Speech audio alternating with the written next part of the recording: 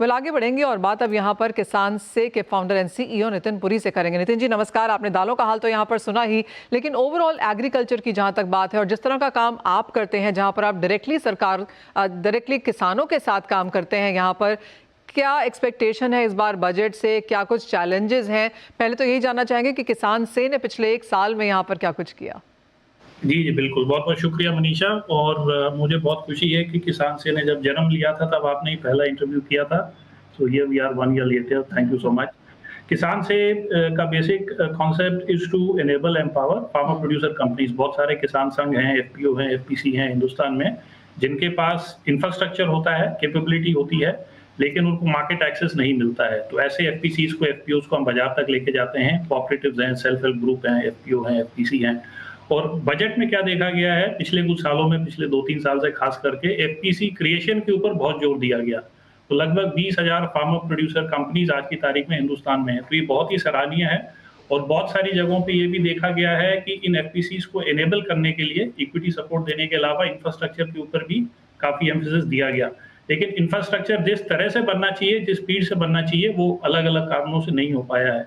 तो एक बहुत बड़ी उम्मीद और एक बहुत बड़ी एक्सपेक्टेशन किसान से जैसी कंपनियों की और किसान से जुड़े हुए किसानों से जो एक्सपेक्टेशन है उनकी ये है कि रूरल इंफ्रास्ट्रक्चर पे जोर दिया जाए। बिकॉज़ एक farmer producer company, cooperative SHG सिर्फ बनाने से कुछ नहीं होता है, क्योंकि वो एक पेपर पे एक संस्था है। उसको capacity building, training, hand holding, food safety, production oriented technology, knowledge देने की ज़रूरत है और साथ में इंफ्रास्ट्रक्चर पे खास ज़रूरत है। तो आप सोचिए कि अगर छोटे-छोटे फैक्ट्रीज़, छोटे-छोटे यूनिट हिंदुस्तान भर में बन जाएँ और सरकार की बहुत सारी अन्य योजनाएँ हैं, जैसे कि वन डिस्ट्रिक्ट वन प्रोडक्ट है। बहुत सारे सरकार के तंत्र हैं और बहुत सारी मिनिस्ट्रीज़ हैं और बहुत सारे डिपार्टमेंट्स हैं, जैसे कि नाबार्ड है, एसएफएसी है, मिनिस्ट्री ऑफ फूड प्रोसेसिंग है। तो ये सारी चीज़ें अगर कन्वर्ज हो जाती हैं और हम बोलें कि मान लीजिए वन डिस्ट्रिक्ट वन प्रोडक्ट के अंदर हमने 700 के ऊपर प्रोडक्ट आइडेंटिफाई कर लिए और हर जिले का, हर डिस्ट्रिक्ट का एक स्पेशल प्रोडक्ट आइडेंटिफाई कर लिया।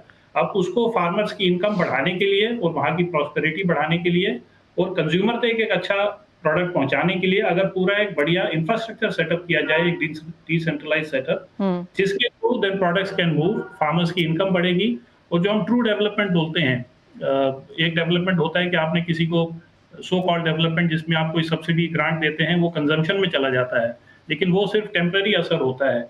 किसी भी तरह के इंसेंटिव का अगर एक एसेट क्रिएशन में इन्वेस्टमेंट किया जाए और वो एसेट अगले 20 से 30 साल, एक जनरेशन तक on a virtual cycle basis उस किसान संघ को, उन फार्मर्स को इनकम देने के लिए मदद करे, तो इससे बड़ा डेवलपमेंट कुछ भी नहीं हो सकता है। So I think rural infrastructure should be the top priority in this budget. ये तो आपने किसान के तौर पर बात की, फार्मर प्रोड्यूसर ऑर्गेनाइजेशंस के लिहाज से और वहाँ पर क्या कुछ देखने को मिलना चाहिए। लेकिन नितिन, अगर हम द काइंड ऑफ स्टार्टअप्स जैसे आपके हैं, जिस तरह का काम होता हुआ नज़र आ रहा है, जो काम आप यहाँ पर कर रहे हैं, फॉर योर स्टैचर, आप यहाँ पर बजट से क्या मानेंगे? क्या कुछ चैलेंजेस आपको यहाँ पर फेस करने पड़ रहे हैं? तो एज अ स्टार्टअप बहुत मुझे खुशी हुई है पिछले 1 साल में, जब से हम किसान से को भी आगे लेके गए हैं, कि सरकार की बहुत सारी योजनाएं हैं, सरकार की बहुत सारे इनिशिएटिव्स हैं जिससे हमें बहुत फायदा मिला है। मिनिस्ट्री ऑफ कॉमर्स, डीपीआईपी की बहुत अच्छी योजनाएं हैं to support startups like us. Equity grant, अलग-अलग तरह की योजनाएं हैं। वन डिस्ट्रिक्ट वन प्रोडक्ट योजना के अंदर बहुत सारे मार्केटिंग स्कीम्स हैं, जिसके अंदर हमारे जैसे स्टार्टअप्स को मौका मिला है हिंदुस्तान में और अंतर्राष्ट्रीय स्तर पे भी अपने प्रोडक्ट्स को लेके जाने का। स्टार्टअप्स को जैसे कहते हैं ना, सबसे बड़ी रिक्वायरमेंट स्टार्टअप की नॉर्मली लोग कहते हैं कैपिटल होती है, बट मैं ये नहीं मानता हूँ। कैपिटल देने वाले बहुत लोग हैं, अच्छे बिजनेस मॉडल को फंड करने वाले, फाइनेंस करने वाले, इक्विटी डेट देने वाले बहुत लोग हैं।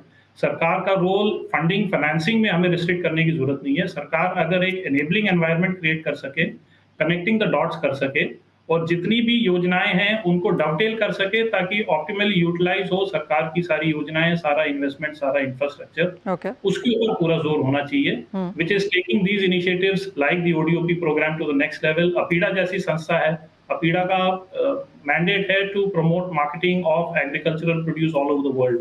लेकिन अभी भी हम देखते हैं, मान लीजिए हमारी 180 देशों के ऊपर हर देश में एक एम्बेसी है, तो क्या एक ऐसा कोई इनिशिएटिव फॉर एग्जांपल लिया जाए कि हर एम्बेसी में एक डिपार्टमेंट बनाया जाए जो इन 700 के ऊपर जो ओडीओपी प्रोडक्ट्स डेवलप कर रहे हैं हम बैकएंड से, वो इन एम्बेसीज के थ्रू एक स्पेशल अटैचे ऑफिसर के थ्रू उस देश में प्रमोट हो। तो सरकार के पास बैंडविड्थ है, इंफ्रास्ट्रक्चर है, पीपल है, को मोनेटाइज किया जा सकता है बहुत अच्छे से by using the professional skill expertise of the private sector. Okay. Capital देने वाले और लोग रेडी हैं, लेकिन सरकार की जो रीच है, सरकार का जो नेटवर्क है, सरकार की जो एबिलिटी है चीजों को एक अलग लेवल पे लेके जाने की, दैट इज अनपैरेलल्ड। उसको फोर फ्रंट पे रख के, उसको सेंटर में रखते हुए क्या क्या इनिशिएटिव सरकार ले सकती है टू एब्सोल्युटली। प्रमोट सरकार से ज़्यादा बेहतर और बड़ी मार्केटिंग यहाँ पर कोई नहीं कर सकता, और ऑफ कोर्स सरकार के पास वेयरविडॉल भी है। नितिन, एक फाइनल सवाल आपसे। जब हमने शुरुआत की थी, जब आपने यहाँ पर शुरुआत की थी और हमने आपसे बात की थी, तो लिमिटेड कमोडिटीज़ आपके पास थी। एज ऑफ नाउ कितने किसानों के साथ आप जुड़े हुए हैं, कितने एफपीओज के साथ, और क्या कुछ प्रोडक्ट्स आपने ऐड किए हैं, और क्या प्लान है 2025 के लिए? जी, जी। आज की तारीख में आपने सही कहा, जब हम मिले थे 1 साल पहले तो बहुत छोटे थे हम। आज हम लगभग 50,000 किसानों से जुड़े हुए हैं। लगभग 12 कैटेगरीज़ में हैं हम। Dry fruits, pulses, spices, millets, ghee, dairy products, oil etcetera.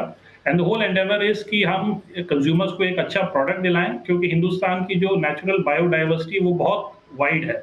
और हमने देखा है कि जो एफएमसीजी ब्रांड्स टिपिकल होते हैं वो बड़ा एक नैरो व्यू लेते हैं, एक स्टैंडर्डाइज्ड प्रोडक्ट लेके आते हैं। आप चावल जैसी एक छोटी कमोडिटी देख लीजिए, जो ट्रेडिशनल इंडियन राइस वैराइटीज हैं, इतनी सारी राइस वैराइटीज हैं जो कि काफी टेस्टी हैं, हेल्दी हैं, ग्लाइसेमिक इंडेक्स कम है, प्रोटीन में ज्यादा है, but all these varieties have been forgotten, क्योंकि जो रिसर्च थी हमारी वो कुछ वैराइटीज तक सीमित रह गई, और 90% वैराइटीज जिनसे बायोडाइवर्सिटी और सस्टेनेबिलिटी बढ़ती है वो रह गई, जो हेल्थ के लिए भी अच्छी हैं, टेस्ट में भी अच्छी हैं। तो हम अब कोशिश कर रहे हैं कि इस तरह की राइस वैराइटीज को सामने लेके आया जाए, फॉर एग्जाम्पल। और इस तरह से अलग-अलग सेक्टर में आप देखेंगे बहुत सारे फॉरगॉटन वैराइटीज हैं।